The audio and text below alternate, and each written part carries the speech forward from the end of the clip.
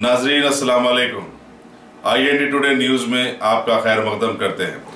आइए देखते हैं ये तफसीलात। जनूबी हिंद से हज ऑफिसर्स और असिस्टेंट हज ऑफिसर्स के इंतखाब के लिए 29 मार्च तक 2 अप्रैल हैदराबाद में इंटरव्यूज होंगे। सदरनशीन रियासती हज कमेटी मसीउल्लाह खान और सेक्रेटरी प्रोफेसर यासिर शकूर ने मीडिया को ये बात बताई। उन्होंने बताया कि उम्मीदवारों से 3 माह कबल ही दरखास्तें वसूल की जा चुकी हैं। तारीख में पहली बार तेलंगाना में हज असिस्टेंट और हज ऑफिसर्स के लिए सिलेक्शंस हमारे पास तेलंगाना स्टेट को दिया गया है, जो कि गुज़िस्ता हमेशा केरला में और एक बार कर्नाटका में दिए थे, लेकिन इस बार हमारे गवर्नमेंट की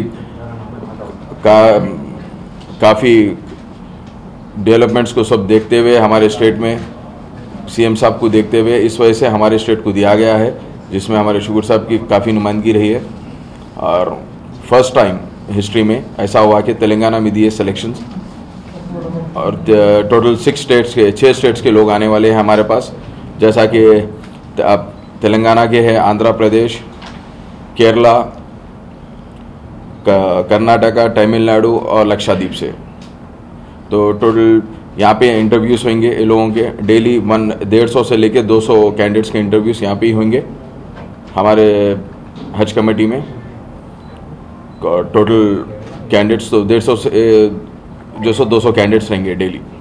और ये 29 अप्रैल से लेके 29 मार्च से लेके 2 अप्रैल तक यहाँ पे इंटरव्यूज होंगे।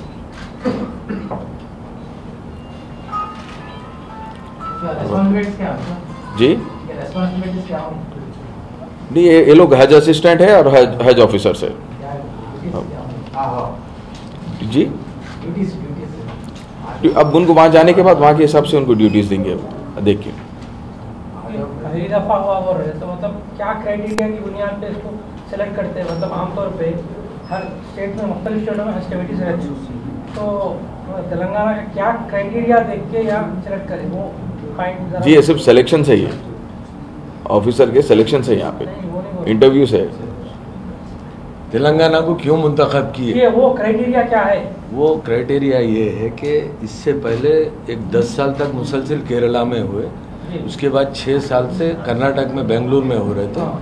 हमारी स्टेट गवर्नमेंट की कोशिश थी, हज कमेटी की पर्टिकुलर कोशिश थी कि हैदराबाद में हो, ताकि यहाँ के लोगों को भी एक मर्तबा मौका मिले।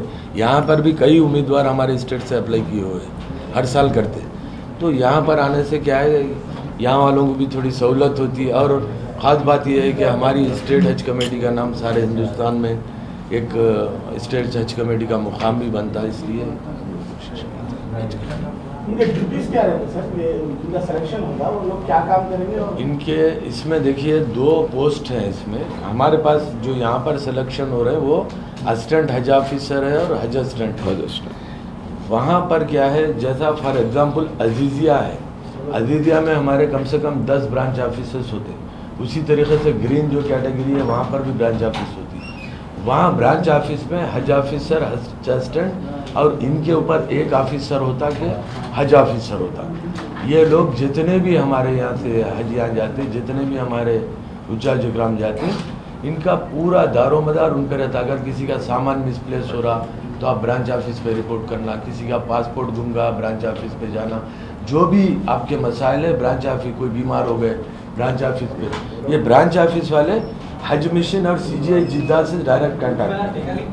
जी सर, इन लोगों की शर्तें भी है क्या सर कि हज करे हुए रहना है सब? जैसा खातिमुल हज्जाज के लिए ये फार्म 3 महीने पहले Government of India farm call की, और उनके लिए बहुत से शराइत थे कि पहला शर्त तो ये थी कि गवर्नमेंट एम्प्लॉय होना, दूसरे और भी शराइत थे, वो फुलफिल करने के बाद उनको कॉल लेटर दिया गया और इंटरव्यू यहाँ पर रखा। इंटरव्यूज में आप लोगों का कोई रोल नहीं रहता है? इंटरव्यू में हमारा कोई रोल नहीं रहेगा। गवर्नमेंट ऑफ इंडिया के ऑफिसर्स आएंगे दिल्ली से और बॉम्बे से, वो लोग इंटरव्यू कंडक्ट। खर्चा आपका रहेगा, रोल नहीं रहेगा, खर्चा गवर्नमेंट का रहेगा, स्टेट गवर्नमेंट हो या सेंट्रल गवर्नमेंट हो। हमारी कमेटी का हज कमेटी भी गवर्नमेंट है ना, गवर्नमेंट नहीं, वो गवर्नमेंट ऑफ इंडिया नहीं, गवर्नमेंट ऑफ इंडिया बोलती कि खर्चा वो लोग करना है या ये लोग करना है, ऑर्डर होता है उसका गवर्नमेंट का, अभी डिसाइड नहीं। कितने लोगों का सिलेक्शन होगा? ये वो लोग आने के बाद मालूम होगा, क्योंकि परसों से सिलेक्शन है, कल शाम में आ रहे हैं। अभी तक तो हमको इन्फॉर्म नहीं किए कि कितने हैं। एक टेंटेटिव ये बोले कि जो है डेली 150 to 200 का होगा, बोल के 5 days रवाना कितने लोगों को करेंगे यहाँ से, हज असिस्टेंट्स को, हज ऑफिसर्स को? वो लोग आने के बाद वो लोग, उनका डिसाइडिंग फैक्टर उनके हाथ वो में लोग है। बताएंगे। खाली इंटरव्यू से यहाँ पे 150 से 200 कैंडिडेट्स के इंटरव्यू से डेली। कॉल लेटर वो आने के बाद ही बता सकते ना। डेली 150 to 200 का करो। मतलब फंक्शन उनका है, शादी खाना अपना समझो, वही होगा ना। ये सब कोई चीज अपराधी तो है नहीं इसके अंदर। नहीं, गवर्नमेंट ऑफ इंडिया की है, किसी की भी नहीं। सिर्फ हमारे पास हम लोग प्रोग्राम कर लेंगे अपना, ये रखने से होता ना। स्टेट का नाम तो होता ना सर? नाम नहीं बोल रहा हूँ जी। जो सिलेक्शन होते हैं उसमें कुछ स्पेशल कैटेगरी रिजर्वेशन, कितने लोगों को हम तेलंगाना से लेंगे? नहीं, ऐसा तो कुछ नहीं। सिलेक्शन में कुछ तेलंगाना के भी कुछ ऑफिसर रहेंगे क्या? रहेंगे ना, जाहिर है रहेंगे। उसमें से कौन है क्या? नहीं, कैसा बोल सकते हैं, हम सेलेक्ट नहीं कर रहे ना। इंटरव्यू लेने वाले बनाएंगे तेलंगाना से, कितने एप्लीकेशन जो है जॉब तेलंगाना से कितने? सिलेक्शन कमेटी पूरे बाहर की है, यहाँ की कोई भी नहीं है। हमारे पास से कोई भी नहीं है सिलेक्शन कमेटी में। आप लोग आए नहीं, फिर आप लोग प्रेसिडेंट भी आना था गई। अरे गए को नहीं, हमारे पास हो रहे, हमारा हमारे- बड़ा रोल है। पहली बार हो रहा है हिंदुस्तान की हिस्ट्री में,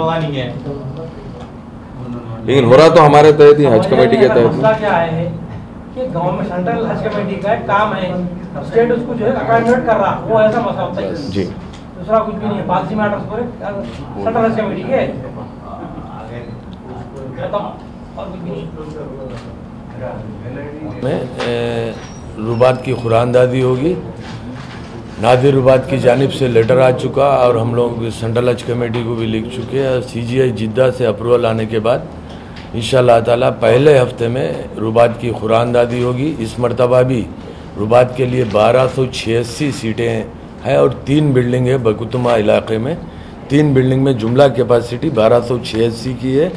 और अदीदिया के जितने भी जो अप्लीकेंट्स हैं, हमारे जितने भी जो अप्लाई किए हमारे आदमी हज अदीदिया में, उनकी जुमला तादाद 3 रियासतों की मिलाकर जो पुराना हैदराबाद स्टेट है वो 6576 की तादाद है, जिसमें से हमारे 31 अजला तो तेलंगाना के हैं और 31 अजला में तेलंगाना के अलावा कर्नाटक के 4 अजला हैं, बिदर, गुलबर्गा, रायचूर, यादगीर।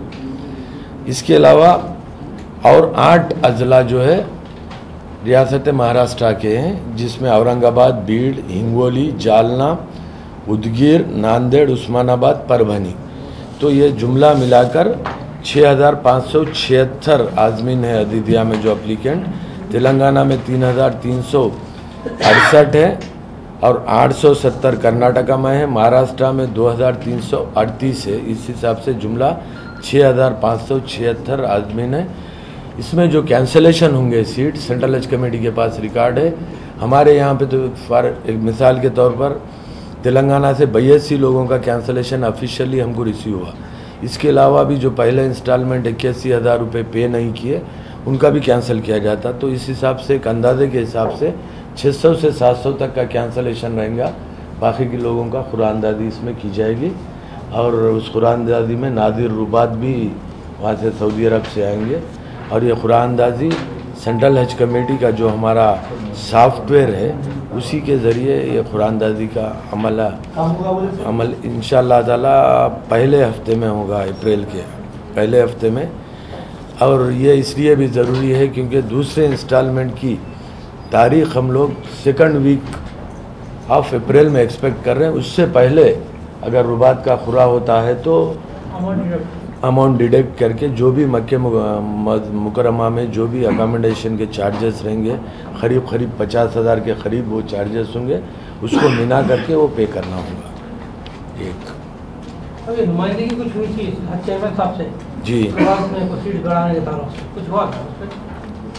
रुबात के जो सीट है गुज़िश्ता साल भी 1286 थे। इस मरतबा नहीं कोशिश किए थे नादिर रुबात और एक बिल्डिंग के लिए, लेकिन उसकी तस्रीह नहीं मिल सकी, इसलिए ये भी ऑनलाइन ओपन हो गया। कहीं का रुबात का जितने भी लोग अजीदिया में अप्लाई करेंगे उसमें से कुरान इसके लिए अप्लाई करने की जरूरत नहीं है। लास्ट टाइम पे नहीं, लास्ट टाइम भी नहीं किए, अजीदिया से अप्लाई करते हैं उसमें से जो है सोशल